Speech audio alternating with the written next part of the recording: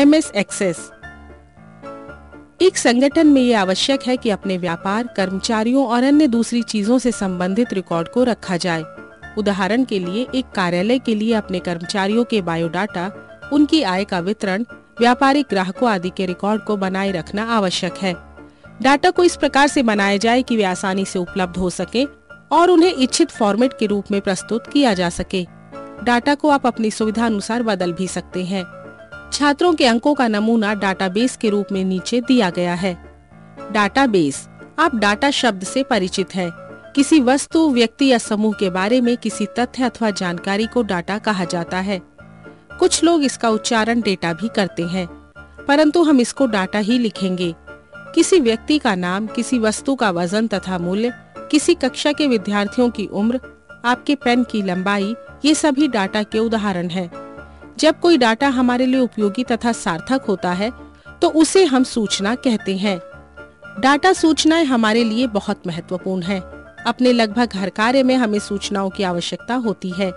बाजार में खरीदारी करते समय हमें दुकानों और वस्तुओं के बारे में जानना जरूरी होता है। रेलगाड़ी में आरक्षण कराने के लिए हमें टाइम टेबल देखना होता है।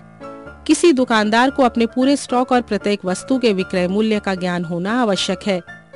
पुस्तकालय में हमें पुस्तकों की सूची यानी कैटलॉग देखने की आवश्यकता होती है।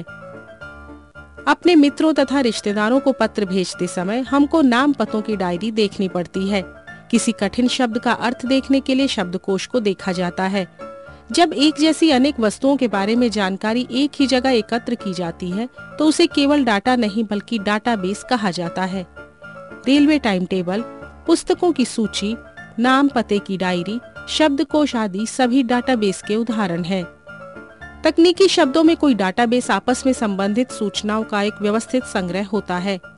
डाटाबेस व्यवस्थित इसलिए होता है कि उसमें किसी भी डाटा या सूचना को एक निश्चित स्थान पर पहले से तय किए हुए रूप में रखा जाता है, ताकि कभी भी आवश्यकता पड़ने पर उसे आसानी से ढूंढकर देखा जा सके। यदि सूचना इस प्रकार व्यवस्थित नहीं है तो उसे डाटाबेस नहीं कहा जा सकेगा। वह केवल डाटा का ढेर मात्र होगा। कंप्यूटरीकृत डाटाबेस से हमारा अर्थ ऐसे डाटाबेस से है जिसमें सभी सूचनाएं कंप्यूटर पर रखी जाती हैं और कंप्यूटर की सहायता से ही उनका रखरखाव तथा प्रोसेसिंग की जाती है। कंप्यूटर पर डाटाबेस बनाने के दो प्रमुख कारण हैं। एक, कंप्यूटर पर बड़े आकार का डाटाबेस सरलता से बनाया और रखा जा सकता है, क्योंकि उसमें डाटा के भंडारण की क्षमता अधिक होती है। दो, कंप्यूटर के कार्य करने की गति तेज होने के कारण कितने भी बड़े डाटाबेस में से कोई भी इच्छित सूचना निकालना और डाटाबेस पर विभिन्न क्रियाएं करना आदि कार्य बहुत कम समय में ही संपन्न हो जाते हैं। कंप्यूटरीकृत डाटाबेस का एक अन्य लाभ ये भी है कि इसमें हस्तचालित डाटाबेस की तुलना में बहुत कम खर्च आता है। हस्तचालित डाटाबेस के रखरखाव के लिए डाटाबेस के आकार के अनुसार कई कर्मचारी रखे जाते हैं, जिनके वेतन तथा अन्य सुविधाओं पर काफी खर्च होता है। इसकी तुलना में कंप्यूटरीकृत डाटाबेस एक छोटे पीसी पर ही बनाया जा सकता है, जिसके संचालन के लिए मात्र एक व्यक्ति पर्याप्त रहता है। कंप्यूटर हार्डवेयर और सॉफ्टवेयर सस्ता होने के कारण कंप्यूटर पर डाटाबेस बनाना हर तरह से लाभदायक रहता है और सबसे बढ़कर उसकी शुद्धता भी हस्तचालित डाटाबेस की तुलना में कई गुना अधिक होती है। कंप्यूटरीकृत डाटाबेस के निर्माण तथा रखरखाव के लिए हमें एक विशेष प्रकार के सॉफ्टवेयर की आवश्यकता होती है, जिसे डाटाबेस मैनेजमेंट सिस्टम कहा जाता है। फॉक्सप्रो ऐसा ही एक सॉफ्टवेयर पैकेज है, जिसका अध्ययन आप इस अध्याय में करेंगे। जैसा कि इसके नाम से स्पष्ट है, कोई भी डाटाबेस मैनेजमेंट सिस्टम किसी डाटाबेस को बनाने और उसका प्रबंधन करने अथवा रखरखाव करने में प्रयोग किया जाता है। ऐसे सिस्टम के बिना डाटाबेस का उचित उपयोग करना यदि असंभव नहीं तो कठिन अवश्य है। डाटाबेस के लाभ। कंप्यूटरों पर डाटाबेस बनाने और उनका उपयोग करने से हमें अनेक लाभ होते हैं, जो संक्षेप में निम्न प्रकार हैं। डाटा के दोहराव में कमी।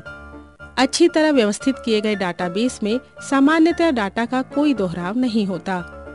समस्त डाटा एक जगह रखा जाने के कारण हर सूचना को केवल एक बार स्टोर किया जाता है।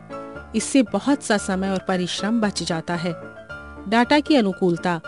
डाटाबेस में समस्त डाटा एक ही स्थान पर रखा जाने और सभी प्रोग्रामों द्वारा वहीं से उपयोग किए जाने के कारण डाटा की अनुकूलता बनी रहती है।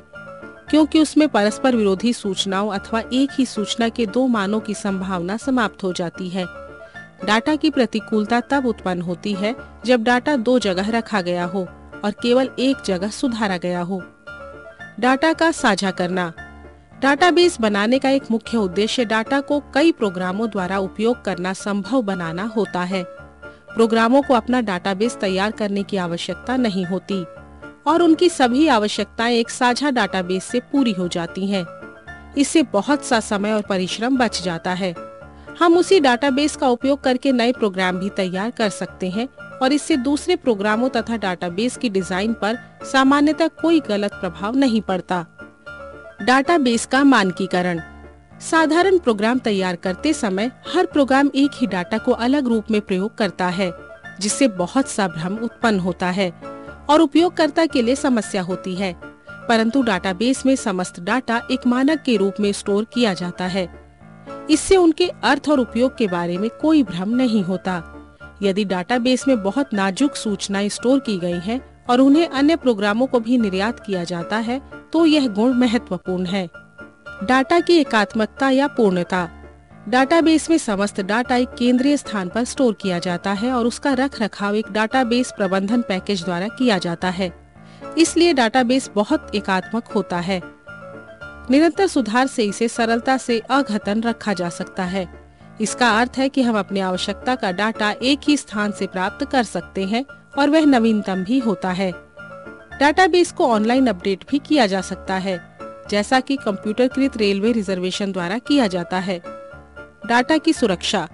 डाटा को एक ही स्थान पर स्टोर करने और रखरखाव करने के कारण उसका अनाधिकृत उपयोग और अवैध परिवर्तनों से बचना सरल होता है। डाटा को एक ही स्थान पर स्टोर करने और रखरखाव करने के कारण उसका अनाधिकृत उपयोग और अवैध परिवर्तनों से बचाना सरल होता है।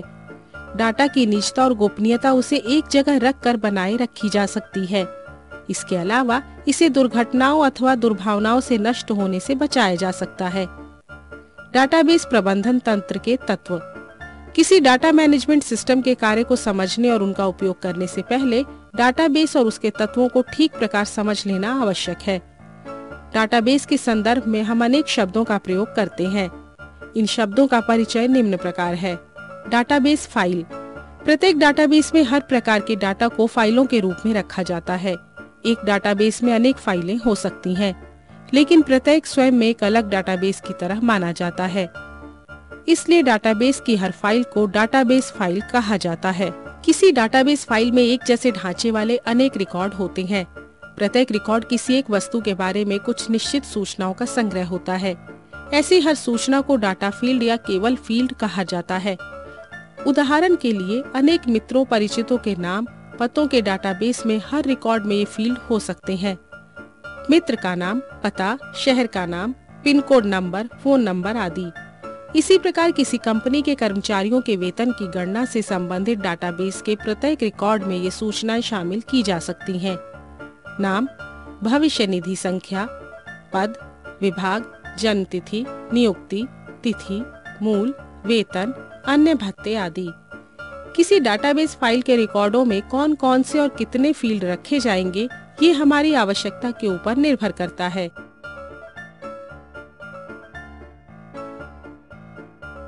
जैसा कि आप पढ़ चुके हैं, कोई सारणी किसी वस्तु या वस्तुओं के समूह के बारे में डाटा को संग्रह होता है।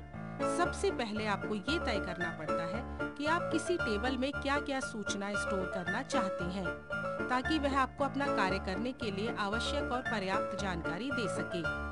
ये बहुत महत्वपूर्ण है, क्योंकि यदि बाद में आपको ऐसा लगा कि कोई विशेष जानकारी किसी टेबल में शामिल नहीं की गई है, हालांकि आप टेबल के डिजाइन कभी भी सुधार सकते हैं, परंतु यदि कुछ रिकॉर्ड टेबल में पहले ही भरे जा चुके हैं, तो वह जानकारी उन रिकॉर्डों के लिए प्राप्त करना कठिन होता है।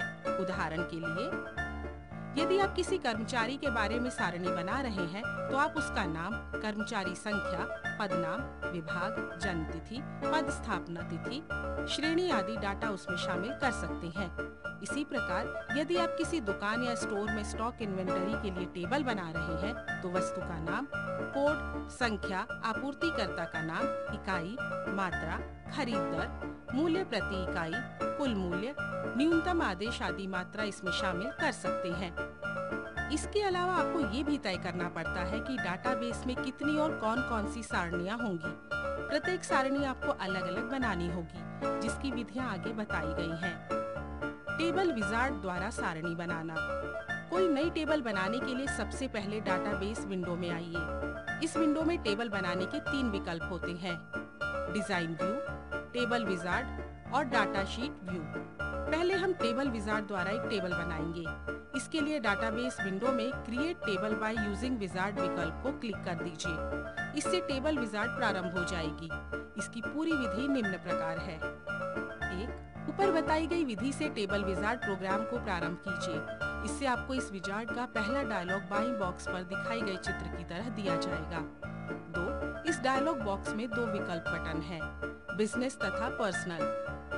आप इनमें से अपनी आवश्यकता और पसंद के अनुसार कोई भी श्रेणी उसके रेडियो बटन को सेट करके चुन सकते हैं। प्रत्येक श्रेणी में कई नमूना सारणी है।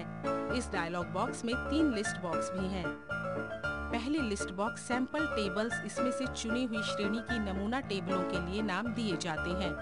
अभ्यास के लिए मान लीजिए कि आप व्यक्तिगत उपयोग के लिए सारणी बनाना चाहते हैं। इसके लिए आपको पर्सनल रेडियो बटन को सेट करना चाहिए, जिससे इस श्रेणी की नमूना टेबलों के नाम पहले लिस्ट बॉक्स में प्रदर्शित किए जाएंगे। 3. मान लीजिए कि आप अपने मित्रों और संबंधियों के पतों की सारणी बनाना चाहते हैं, तो आपको इनमें से एड्रेस टेबल को क्लिक करके चुनना चाहिए। हमारी नई टेबल इसके डिजाइन पर निर्भर होगी। 4. जैसे ही आप किसी नमूना सारणी को चुनते हैं, दूसरे लिस्ट बॉक्स सैंपल फील्ड्स में चुनी हुई नमूना टेबल में उपलब्ध सभी फील्डों के नाम दिखाई जाते हैं। आप इनमें से सभी या किसी भी फील्ड को अपनी टेबल की डिजाइन में शामिल कर सकते हैं। किसी फील्ड को अपनी टेबल में शामिल करने के लिए पहले उसे क्लिक करके चुनिए, फिर नेक्स्ट बटन को क्लिक कीजिए। इससे वह फील्ड नई टेबल में शामिल हो जाएगा। 5. तीसरे लिस्ट बॉक्स में सभी चुने हुए फील्डों के नाम दिखाई जाते हैं।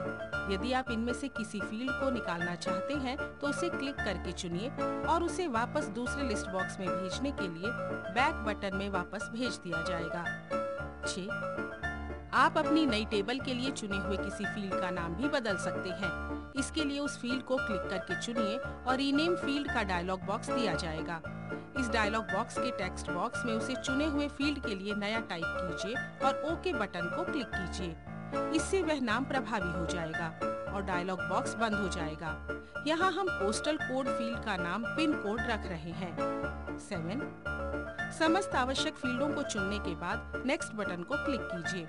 इससे आपको दाईं ओर के चित्र की तरह टेबल विजार्ड को दूसरा डायलॉग बॉक्स दिया जाएगा। 8. इस डायलॉग बॉक्स में नई टेबल के लिए कोई नाम दिया जाता है। एक नाम पहले से उसके टेक्स्ट बॉक्स में भरा होता है। आप चाहें तो इसमें नया नाम टाइप करके उसे बदल सकते हैं। 9. इस डायलॉग बॉक्स में 2 रेडियो बटन भी हैं। उचित रेडियो बटन को सेट करके आप विजार्ड को बताते हैं कि आप अपनी टेबल के लिए प्राइमरी कुंजी सेट करना चाहते हैं या स्वयं सेट करेंगे। यदि आप पहले विकल्प यस सेट अ प्राइमरी की फॉर मी को चुनते हैं, तो विजार्ड एक नया फील्ड कुंजी फील्ड के रूप में बना देगा और उसमें हर रिकॉर्ड के लिए कोई संख्या भर देगा, जिसे ऑटो नंबर कहा जाता है। इसके बजाय यदि आप no I will set the primary की विकल्प बटन को सेट करते हैं, तो नेक्स्ट बटन को क्लिक करने पर आपको दाईं ओर एक चित्र की तरह इस विजार्ड का तीसरा डायलॉग बॉक्स दिया जाएगा। पहला विकल्प सेट करने पे ये डायलॉग बॉक्स छोड़ दिया जाता है। 10. इस डायलॉग बॉक्स में आप उस फील्ड का नाम बताते हैं जिसे आप अपनी टेबल की प्राइमरी कुंजी बनाना चाहते हैं। यहाँ हमने नेम फील्ड को प्राइमरी कुंजी बनाया है, क्योंकि हम नाम फील्ड से किसी भी रिकॉर्ड को ठीक-ठीक पहचान सकते हैं।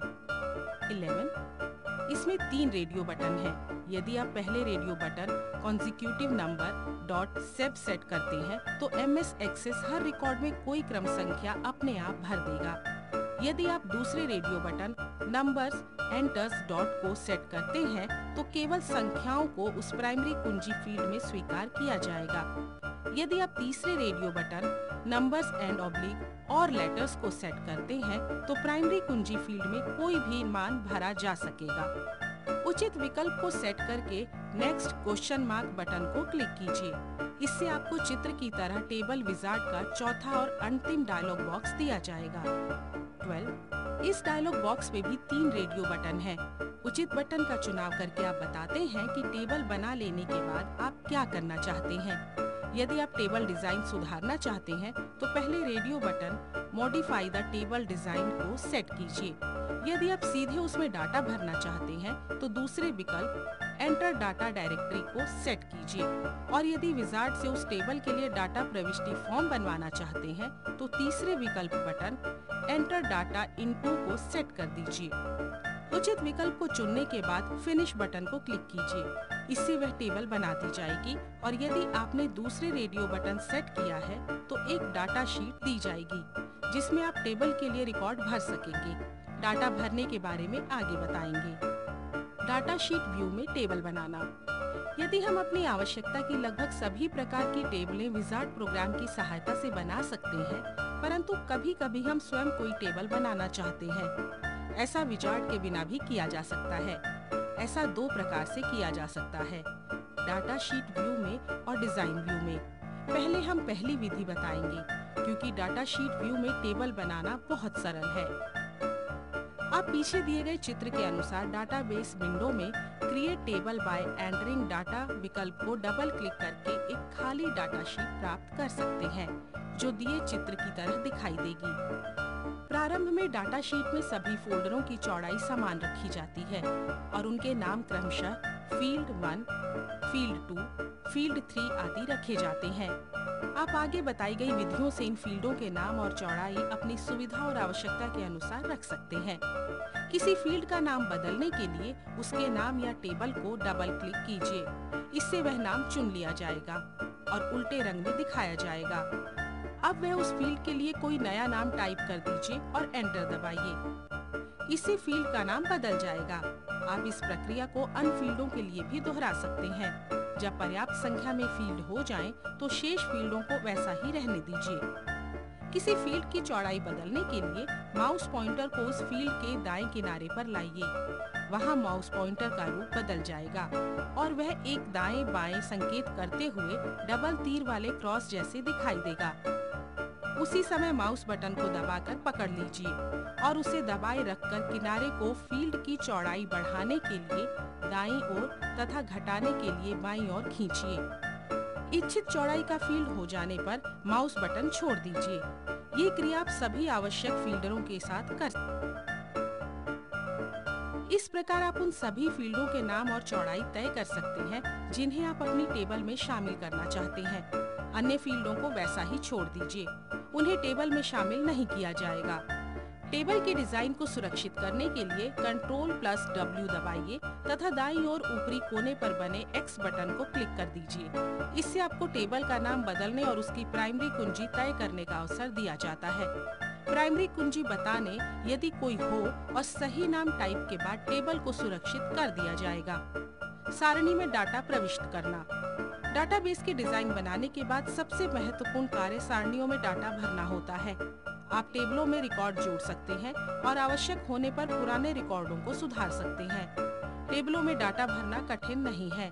हम यहाँ इसकी सरल विधियों की चर्चा करेंगे।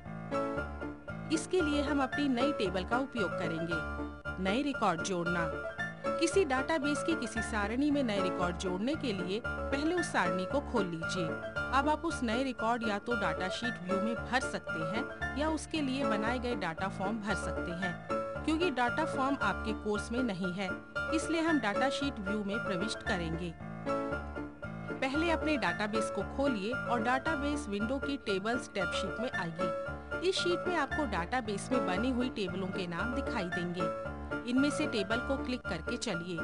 नए रिकॉर्ड भरने के लिए रिकॉर्ड मेन्यू में डाटा एंट्री आदेश दीजिए अथवा इस विंडो में ओपन टूल को क्लिक कीजिए। इससे चुनी हुई टेबल डाटा शीट व्यू खुल जाएगी। यदि टेबल पहले से डाटा शीट व्यू में खुली हुई है तो उस सारणी में नए रिकॉर्ड जोड़ने के लिए आप स्टैंड टूल बार के न्यू रिकॉर्ड टूल बटन को भी क्लिक कर सकते हैं। प्रारंभ में ये सारणी खाली होगी क्योंकि इसमें कोई रिकॉर्ड भरा हुआ नहीं है। यह एक खाली रिकॉर्ड दिखाएगी और कर्सर उसके पहले फील्ड पर लगा होगा। उस रिकॉर्ड के बाईं ओर के बॉक्स में एक काला त्रिकोण भी दिखाई देगा, जिससे पता चलता है कि ये हमारा चालू रिकॉर्ड है। अब सारणी में डाटा टाइप करना प्रारंभ कीजिए। किसी फील्ड में भरा गया डाटा उसके टाइप के अनुसार होना चाहिए, नहीं तो चेतावनी दी जाएगी। किसी फील्ड में कोई मान भरने के बाद अगले फील्ड पर जाने के लिए टैब या एंटर दबाइए। यदि आप किसी कारण से पिछले फील्ड पर लौटना चाहते हैं तो उसके लिए शिफ्ट के साथ टैब यानी शिफ्ट प्लस टैब दबाना चाहिए। जब आप अंतिम फील्ड से निकलते हैं तो एक नया खाली रिकॉर्ड अपने आप बन जाता है और कर्सर उसके पहले फील्ड में आ जाता है। वैसे एक नया खाली रिकॉर्ड प्राप्त करने के लिए आप कभी भी स्टैंडर्ड टूल बार में न्यू रिकॉर्ड टूल को क्लिक करके प्राप्त कर सकते हैं। इस प्रकार आप जितने चाहें उतने रिकॉर्ड टाइप कर सकते हैं। सभी आवश्यक रिकॉर्ड जोड़ने के बाद डाटा को सुरक्षित करने और डाटा प्रविष्टि मोड से बाहर आने के लिए आदेश दीजिए। डाटा प्रविष्टि मोड में आपको केवल नए जोड़े हुए रिकॉर्ड दिखाई देते हैं। यदि आप उस सारणी के सभी रिकॉर्डों को देखना चाहते हैं तो आपको वह सारणी डाटाबेस के टूलबार के ओपन बटन द्वारा खोलनी चाहिए। यहाँ यह बताना आवश्यक है कि जैसे ही आप एक रिकॉर्ड को छोड़कर किसी पर जाते हैं तो पिछले रिकॉर्ड में की गई सभी प्रविष्टियाँ और सुधार तत्काल सुरक्षित कर दिए जाते हैं। इसलिए आपको बीच बीच में डाटा सुरक्षित करने का आदेश देने की आवश्यकता नहीं है। प्रविष्टियों में सुधार करना। यदि आप डाटा टाइप करते समय कोई गलती करते हैं तो आप तत्काल बैकस्पेस कुंजी का प्रयोग करके पिछले टाइप किए हुए चिन्ह को हटा सकते हैं और कर्सर पीछे ला सकते हैं। यदि आप पूरे फील्ड में डाटा को ही हटाना चाहते हैं तो एस्केप कुंजी दबानी चाहिए। इससे चालू फील्ड खाली हो जाती है और कर्सर उस फील्ड के प्रारंभ में आ जाता है।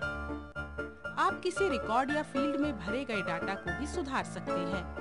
इसके लिए आप डाटा को संपादित करने के सभी सामान्य तरीके का उपयोग कर सकते हैं। पहले कर्सर को या तो क्लिक करके या तीर की कुंजियों का उपयोग करके उस रिकॉर्ड पर उस फील्ड पर लाइए जिसे आप सुधारना चाहते हैं।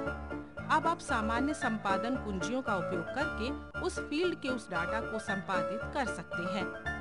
यदि आप फील्ड के पूरे मान को बदलना चाहते हैं तो पहले कर्सर को ड्रैग करके उस मान को चुन लीजिए और फिर नया मान टाइप कीजिए जो पुराने मान की जगह पर भर जाएगा।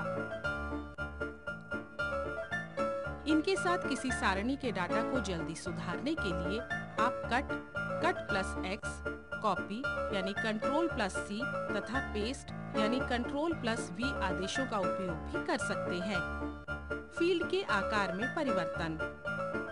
आप केवल टेक्स्ट और डाटा फील्ड के आकार में परिवर्तन कर सकते हैं। इसके अतिरिक्त अन्य सभी आंकड़ों के आकार पहले से ही निर्धारित होते हैं। इसके लिए टेक्स्ट फील्ड के संदर्भ में उन सभी अंकों, वर्णों की अधिकतम संख्या का विवरण दें जिन्हें आप फील्ड में डालना चाहते हैं। अंकीय फील्ड के संदर्भ में आप फील्ड साइज लिस्ट बॉक्स में से निम्न विकल्पों को चुन सकते हैं: byte, single, integer, double, long, decimal, integer. किसी सारणी में एक रिकॉर्ड से दूसरे रिकॉर्ड पर जाना। किसी सारणी में भरे डाटा का संपादन करते समय आपको कई बार एक रिकॉर्ड से दूसरे रिकॉर्ड पर जाने की आवश्यकता होती है। इसके लिए आप सीधे उस रिकॉर्ड के किसी फील्ड में माउस पॉइंटर से क्लिक कर सकते हैं। लेकिन टेबल विंडो के डाटा शीट व्यू में सारणी के नीचे कुछ बटन उपलब्ध होते हैं जिनका उपयोग आप एक रिकॉर्ड से दूसरे रिकॉर्ड जोन में कर सकते हैं। ये बटन चित्र में दिखाए गए हैं और उनका उपयोग बताया गया है।